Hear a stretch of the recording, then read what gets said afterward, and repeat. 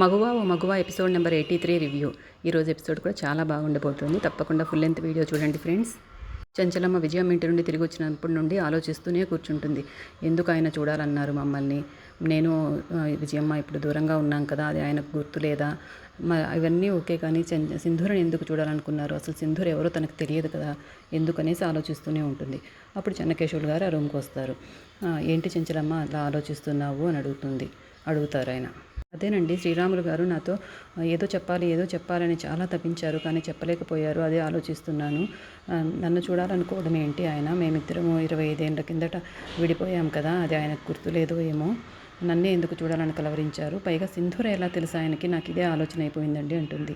అదేమీ లేదు, నువ్వు ఎక్కువగా ఆలోచించొద్దు. అప్పుడు మీరిద్దరు స్నేహితులుగా ఉన్నారు కాబట్టి ఆయన మీరు విడిపోయినట్టు గుర్తు ఉండదు. అందరినీ ఒకసారి చూడాలని కలవరించుంటారు ఒకేసారి గుర్తుకొచ్చి.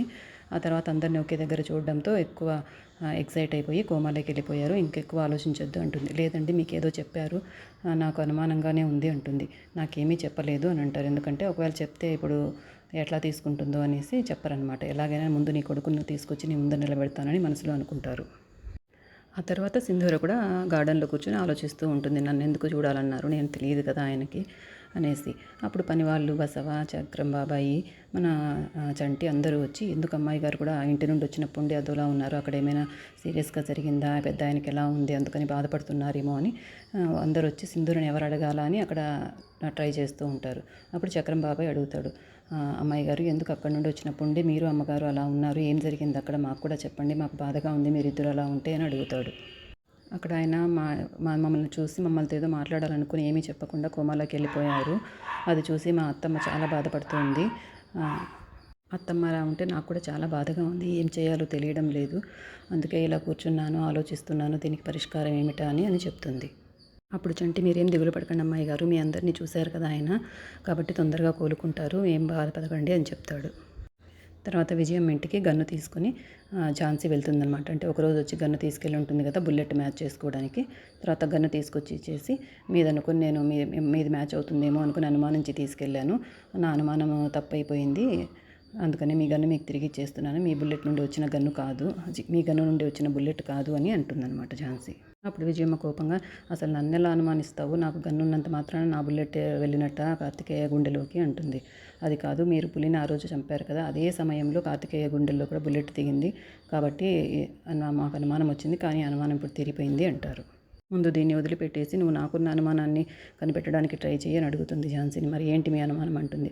ఇట్లా మా నాన్నగారు 25 ఏళ్ల తర్వాత నోరు తెరిచినా కన్న కూతురునైనా నాతో మాట్లాడలేదు, ఆ చెంచలమ్మతోనూ చెన్నకేశవులతోనూ మాట్లాడాలన్నారు, కానీ చెన్నకేశవులు గారికి చెంచలమ్మ వచ్చే ముందు ఏదో చెప్పారు, ఆ విషయం ఏంటో కనిపెట్టు అంటుంది. తర్వాత చెన్నకేశవులు గారు తెల్లారుతుంది, ఆయన కొడుకుని వెతకడం కోసం బయలుదేరుతారనమాట. వెళ్లే ముందు చంటి మీద మంచి అభిప్రాయం ఉంది కదా, చంటిని ఒకసారి నాకు ఎదురురా, నేను ఒక పని మీద వెళ్తున్నాను, అది తప్పకుండా నేను చూసి వెళ్తే నాకు విజయం దొరుకుతుందని అనుకుంటున్నాను అంటారు. అప్పుడు చంటి సంతోషపడిపోయి, ఆహా నేను ఎదురు రమ్మన్నారు అయ్యగారు అనేసి హ్యాపీగా ఎదురొచ్చి పంపిస్తాడనమాట ఆయన్ని. ఇంకా తర్వాత చంటి కొంచెం కామెడీ సీన్ జరుగుతుంది. వాడు కూర్చొని ఏదో రాయడానికి ట్రై చేస్తూ ఉంటాడు. అప్పుడు చక్రం బాబాయి, పని వాళ్ళు, మిగతా వాళ్ళు, బసవ అందరూ వచ్చి, ఏంటి చంటి ఏదో ఆలోచిస్తున్నావు దీర్ఘంగా అని అడుగుతారు. ఏం లేదు, మీలో ఎవరు బాగా చదువుకున్నారు, నాకు చూస్తే బసవ కొంచెం చదువుకున్నట్టు అనిపిస్తుంది, బసవ నాకు ఒక లెటర్ రాసిపెట్టు, ప్రేమలేఖ అంటాడు. సరే నువ్వు చెప్పు చంటి, నేను రాస్తాను అని బసవ మొదలు పెడతాడు. చంటి ఏదో చెప్తూ ఉంటాడు, బసవ ఏదో గీతలు గీస్తూ ఉంటాడు అనమాట.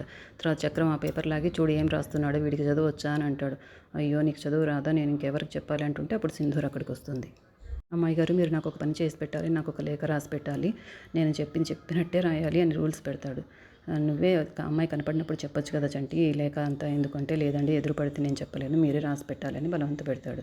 సరే అని సింధూర కూర్చుంటుంది. తను ఇంకా ఏదో కవిత్వంలాగా అంతా చెప్తూ ఉంటాడు. మరి ఏం చెప్తాడో ఏం రాస్తాడో అది రేపటి ఎపిసోడ్లో తెలుస్తుంది. తప్పకుండా ఛానల్ని సబ్స్క్రైబ్ చేసుకుని నెక్స్ట్ ఎపిసోడ్ కోసం వెయిట్ చేయండి ఫ్రెండ్స్. Thank you.